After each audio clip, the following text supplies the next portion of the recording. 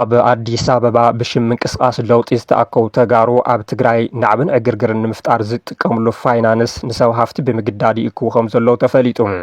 ብእኒ ጀነራል ጻድቃን ዝምራሕ ጉጅለ ትማል 13 ሚያዝያ 2018 ዓ.ም ኣብ ኣዲስ ኣበባ ሆቴል ሸራተን ኣብ ዝፀውዖ ኣኼባ ሰብ ሃፍቲ ኣይተረኸቡን ተባሂሉ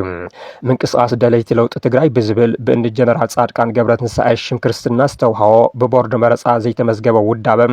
ኣብ ትግራይ ብዓመፅን ብረትን ለውጢ ንምምጻእ ከም ዝሰርሕ ብተደጋጋሚ ገሊጹ እዩ።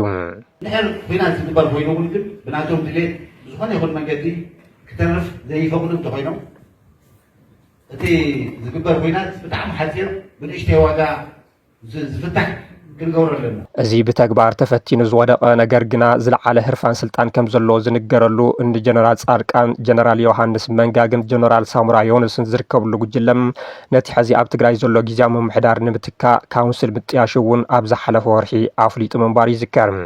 ሕዚ ነቲ ብህዝባዊ ናዕቢ ወይ ድማ ብብረት ክቕይሮ ዝሓስቦ ስርዓት መሳርሒ ዝኸውን ፋይናንስ ንሰብ ሃፍቲ እናፈራርሐ ከም ዝእክብ ዝንገረሉ እቲ ጉጅለም ሕዚ ድማ ንሰላምን ልምዓትን ትግራይ ብዝብል መድረኽ መተኣኻኸቢ እቶት ከም ዘዳልዎ እዩ ዝግለጽ ዘሎ። ይኹን እምበር እቲ ኣብ ዝሓለፈ ሓደ ዓመት ብፍትየትን እናፈራርሐ ብግድን ንሰብ ሃፍቲ ተጋሩ ይብዝብዝ ነይሩ ተባሂሉ ክኽሰት ዝጸንሐ ጉጅለም ሕዚ ድማ ኣብ ኣደባባይ ብሽም ትግራይ ክሽቅጥ ምርኣዩ መሕዘኒ ይብሉ ገለ ወሃብቲ ርእይቶም። ግዝኣት ትግራይ ተወሪሩ ተመዛበልቲ ንሻድሻይ ዓመት ክረምቲ ኣብ ጭቃን ቁርን ንኽሓልፉ ኣብ ዝተፈረደሎም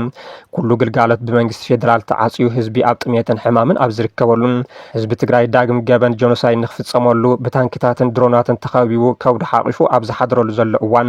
ድምፂ ኮይኑ ዘይፈልጥ ሓይሊ ንሰላምን ልምዓትን ትግራይ ብዝብል ገንዘብ ኣኪው ናብ ጅቡእ ከእቲ ፋሕ ጠርጠር ምዋሉ ንብዙሓት ዘሕዘነ ኮይነሎም። ካብ ሰብ ሃፍቲ ኣኪቡ ነየናይ ቤት ዕዮ ነየናይ ህዝቢ በየናይ መስርሒ ትግራይ ክልውጠሉ ዝብል ሕቶ ንግዚኡ ገዲፍና እቲ መድረኽ ግና ዕውት ከም ዘይነበረ እዮም ተሳተፍቲ ዝገልጹ።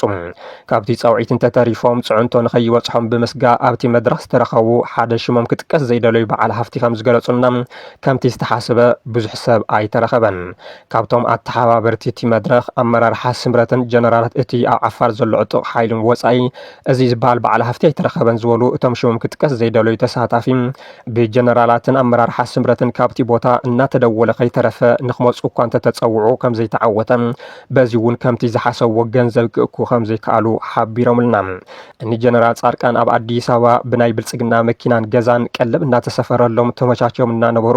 ኣብ ከተማታት ትግራይ ነታዊታት እናፈንጀሩ ህዝቢ ከርዕዱ ተጋሩ ነንባዕሎም ንኽዳመዩ ኣብ ዓፋር ዕጡቕ ኣዕጢቖም ሚልዮናት እናፍሰሱ ከም ዝርከቡ እዩ እናተገለጸ ዝርከብ።